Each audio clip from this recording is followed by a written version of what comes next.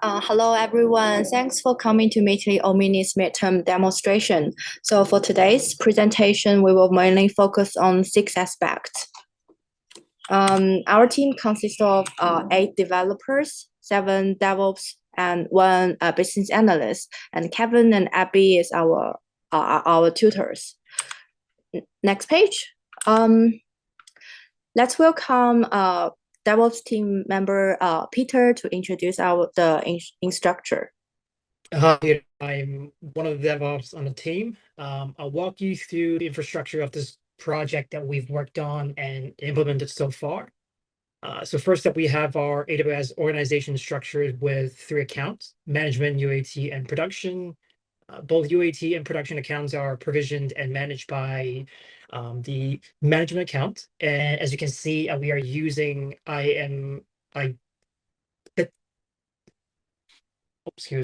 using the IAM center to manage user access across all 3 accounts. So that itself is provisioned and written using infrastructure as code in Terraform. The individual user onboarding and offboarding process are managed in Terraform with some minimal clicking in the console just to send out, invitation and password reset emails. Otherwise, all the groups, permission sets, and account assignments are also configured using the same Terraform configuration file, exercising the principle of least privilege. So once the users are allocated into different groups with various levels of access under the 3 accounts, they can log into their assigned delegations of authority via login and assumed role to utilize different resources under all 3 environments. Now, the state file and state log for our IAM infra code are stored under a S3 bucket in our management account, which we'll talk about in the next slide. Yeah, perfect. So leveraging the organizational structures, we've managed to centralize the storage of our Terraform state files across all environments within our management account.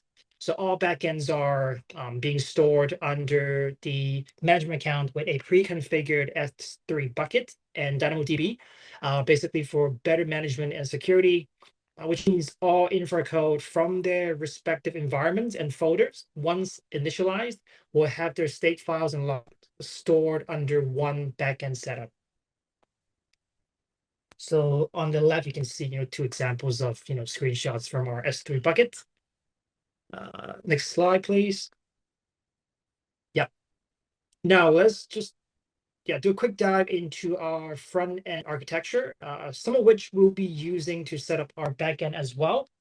So here we have a simple yet effective Jenkins setup running our front end pipeline. Our Jenkins controller and agents are running on 2 EC2 servers in the center, as you can see, and the EC2s themselves are provisioned using Terraform and Ansible, again, with the state file being stored in our management S3. So once our develop pull request is approved and merged into the corresponding branch, a build is triggered in Jenkins. And if the build is successful, the static front-end contents will be deployed to our front-end S3, configured using Cloud Front-end Route 53, again, using Terraform. So once it's set up, the user can then access the front-end contents via our Meetly Omni domain. However, if the build failed, as you can see on the right, that Jenkins will populate a failure message, color-coded, with a full build log attached, basically to notify our teams on Discord about the build failure. And that pretty much sums it up. Our backend is still being developed as we work closely with developers based on their needs. And we're happy to answer any questions you might have at the end of this presentation regarding the setup. Thank you. Thanks, Peter. So we have a sprint every 2 weeks, and we will organize a retrospective meeting after every sprint. And in our group, we have stand-up meeting every business day, and we use Jira as our project management tool. Next page. So we are currently on our sprint 3, and here is the showcase of our tickets in Jira. Next page. We're using React Vite Tailwind CSS, Shadcn, Chakra UI, context as our for our front end, and we're using .NET Core, RESTful API, PostgreSQL, Socket.io for our backend, and we're using VS Code, Postman, Bitbucket, Jira for our development tool. So let's move forward to our features. We have a feature that's a company will register in the Meetly Omni platform. So the first time company register, they need to provide us the company name, company emails, password, and we will also need their contact name and phone number. So for this feature, both we have done both front end and back end. Next page. We use .NET Identity for secure authentication and authorization. Database transaction follows ACID principles for reliable operations. RBAC enforces API access based on user roles, adding robust security. Docker Compose standardized development environments, streamlining team collaboration. And the user experience is designed for simplicity and accuracy. A step-by-step form guides users seamlessly, while TypeScript and Zolt ensure real-time data validation. On the backend, Entity Framework maintains data integrity, and Docker Compose unified development environment. This feature balance usability and security effectively. Next page. So the inviting member feature simplify collaboration while ensuring security. Users can join either as a root user or via an invite. For invited user, a token is sent to validate their email address. Handlebars templates enhance professionalism, providing a polished user experience. To ensure scalability, we plan to implement a pop-ups message queue for reliable email delivery to multiple users. And for the development progress, we have fully implemented the backend, and for the front end, we have completed the interactive features. We have integrated. Next page. So we also have team member management page. So the admin can invite members and assign roles. And for this feature, both backend and frontend has been done. And we have the team member management dashboard. We have done the backend and plan to do the frontend in this sprint. So let's welcome Xiaobao to showcase the register and sign in. Now I'm showing how to use Meetly Omni to register company and user login.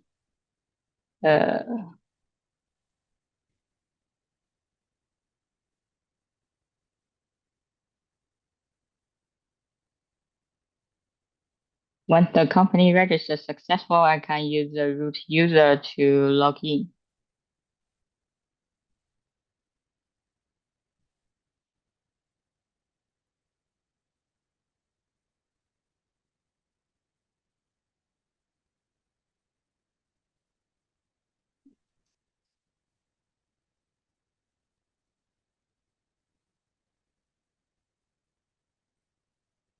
Yeah, when login successful, then will direct me to the event management page.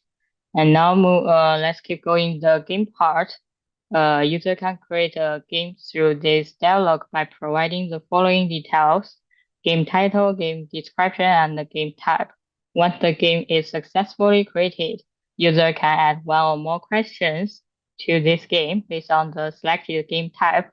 If the game type is raffle, user can only create a raffle game structure. If the game type is quiz, user can only add single or multi-quiz questions. Once the game and questions are successfully created, they will appear on the game management page. This dashboard provides tools for managing all games efficiently.